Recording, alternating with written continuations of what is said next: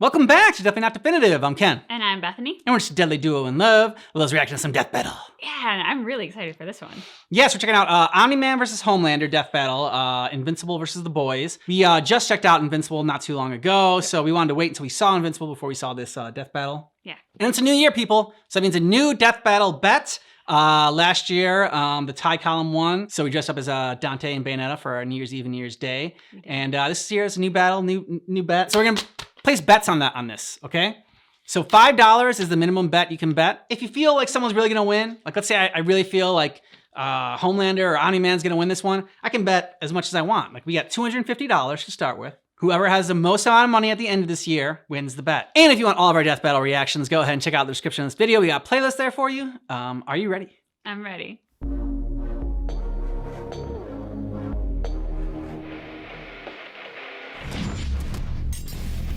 Omni-Man, the invincible champion from planet Viltrum. Homelander, the world's greatest superhero, brought to you by Vought International. Few heroes have stood the test of time with more aplomb than the very first, Superman. But what if absolute power did, in fact, corrupt absolutely? Answer, we're all screwed.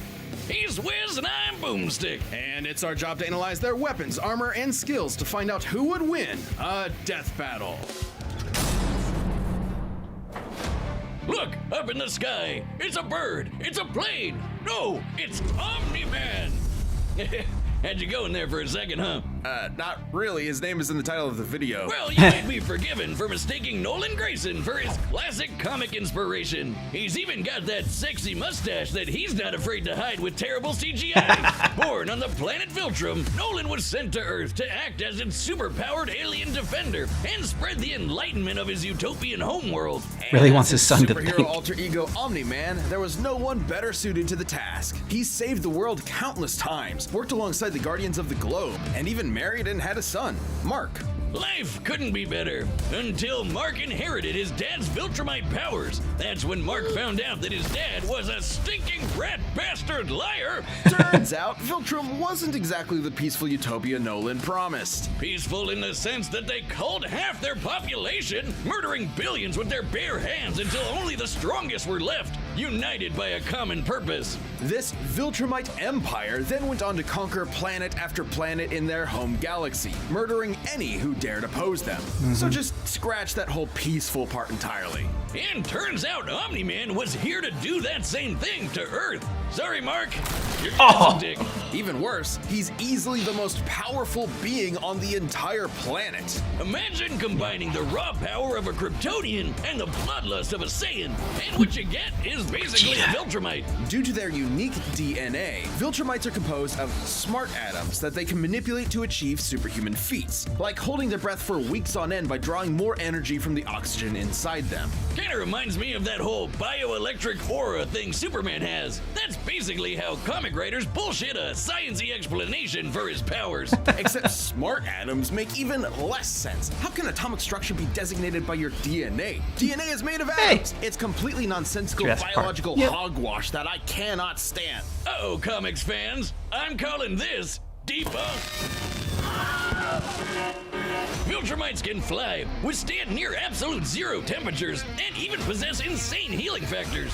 You know, stuff like getting punched through the stomach, having your guts ripped out, or having your face smashed up in a tomato soup. Yeah. I don't mean to exaggerate, but Viltrumites in this series get fucked up and somehow survive. However, too much trauma to the brain or heart can overtax their healing factors, and intense heat can be especially damaging. Even the most powerful Viltrumites can be killed by extended baths in the spicy hot plasma of a star. And because of their abilities, their inner ear vestibular system is far more sensitive than a regular human's. Intense sonic pressure will disrupt their fragile equilibrium and even prevent them from flying. Though pushing themselves to their physical limits only ends up making them way stronger. And considering Nolan has been alive and planet conquering for thousands of years, he's easily one of the toughest Viltrumites around. Like, other aliens attacking him will literally splatter their bodies against him.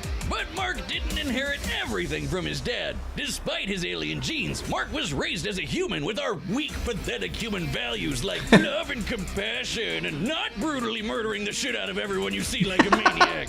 really made it difficult for Nolan to relate to his kid. Such as when these aliens invaded Earth. Mark tried his best to minimize casualties and outsmart his numerically superior foes. Nolan, meanwhile, tackled their leader through the portal back to their homeworld, then spent some time systematically annihilating their planet for even daring to take Earth from him.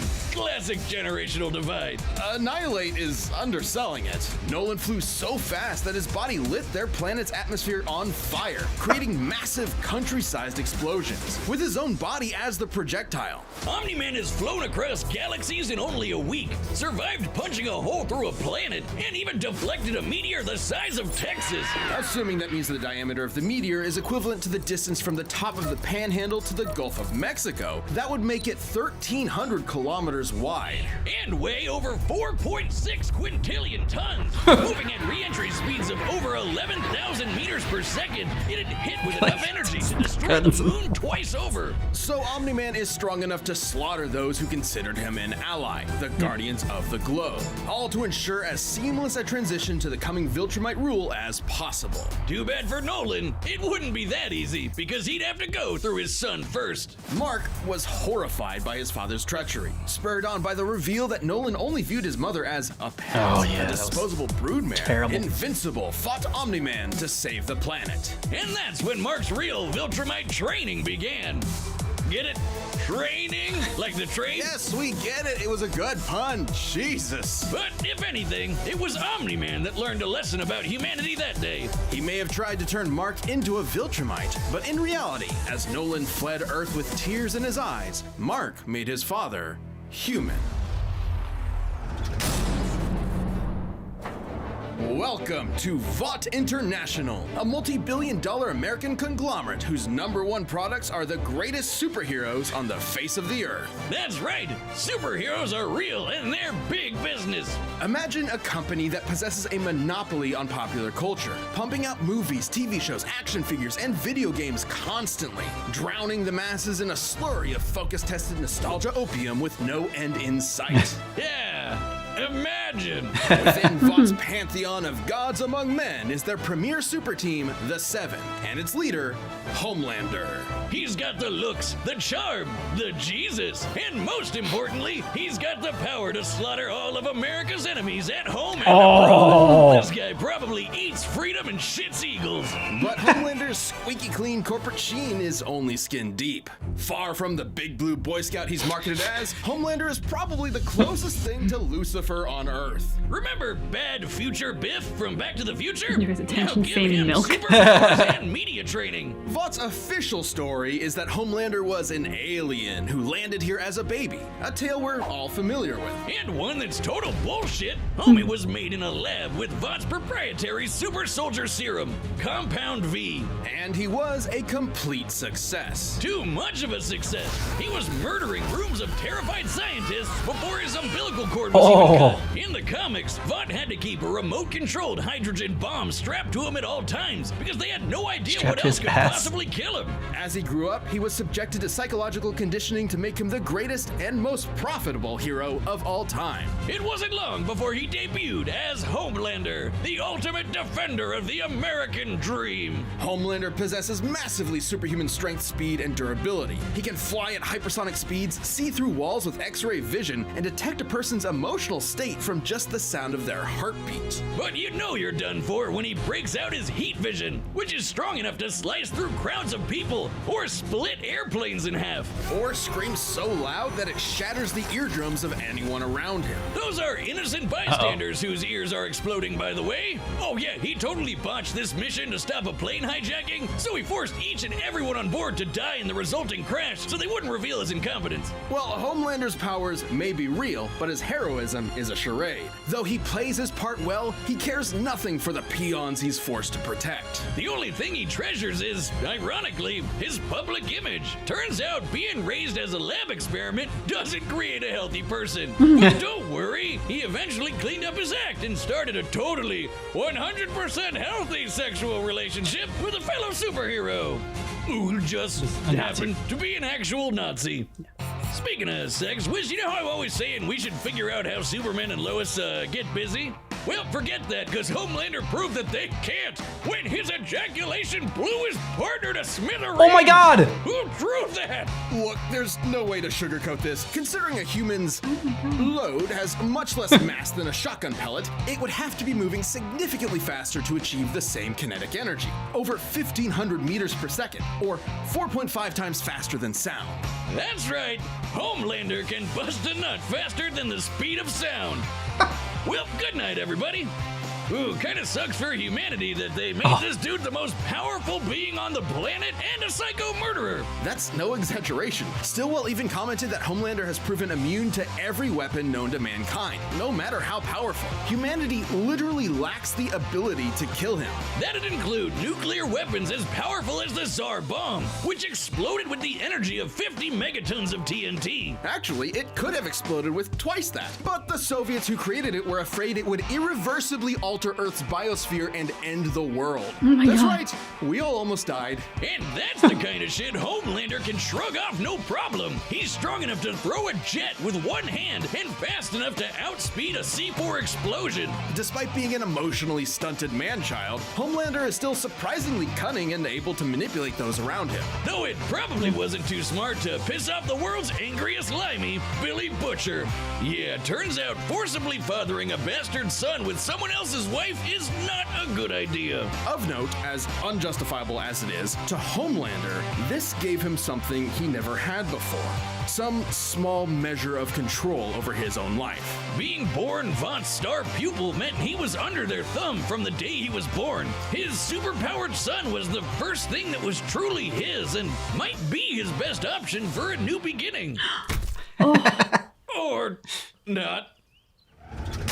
I was gonna bet more on this one because I thought for sure Omni-Man was gonna win until the ear thing with Homelander.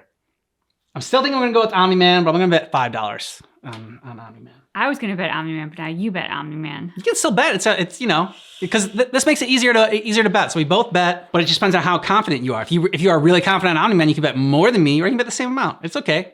It's early. It's early in the season. Yeah, I'm gonna go with only 5 on Omni-Man because I think he's gonna win, but I'm no longer convinced he's gonna win. Yeah, I was super convinced going into it until I talked about the ears and Homelander. That was like the one vulnerability that they had with Omni-Man.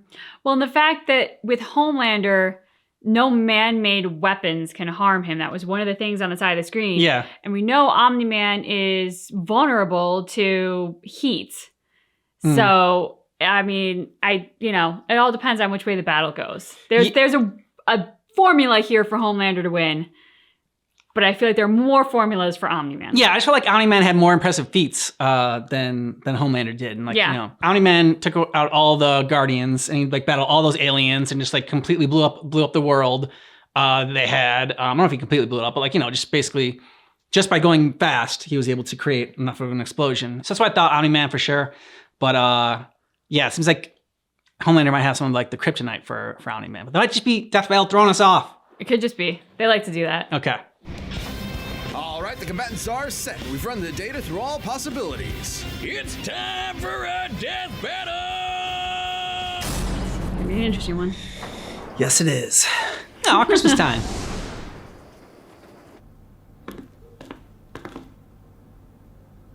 Howdy, neighbor. Coco?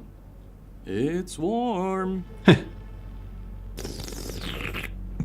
You know, Nolan, Homelander is more than just a superhero. It might be cynical to say this, but he's a brand. And it's very important to me that that brand means something. And if I'm playing second fiddle to some goddamn alien, what's really the point, right? What do you think, Debbie? Oh. Aw, she's shy. So, do we have an understanding? Get the fuck out of my country. I'm going to feed you your own heart. Yeah. Shit. That was a great line.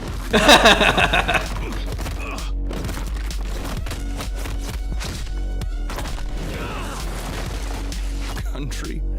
Seriously? I'm not here for your country.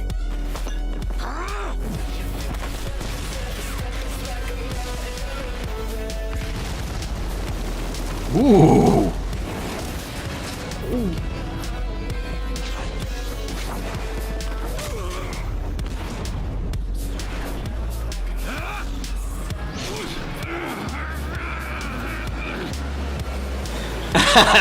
Nice.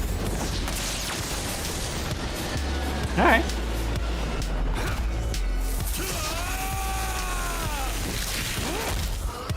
Never been hit by someone your own size before? You have to turn with the punch to reduce. Better.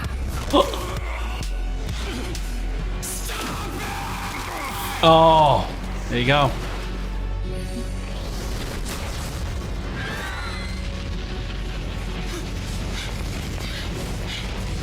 You can heal. What's the matter? Are you going to cry?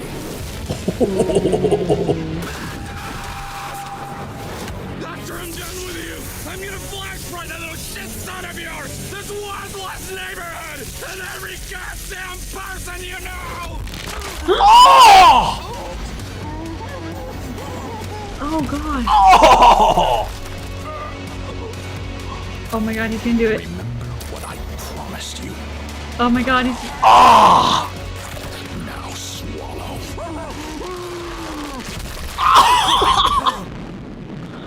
Merry Christmas. Nice.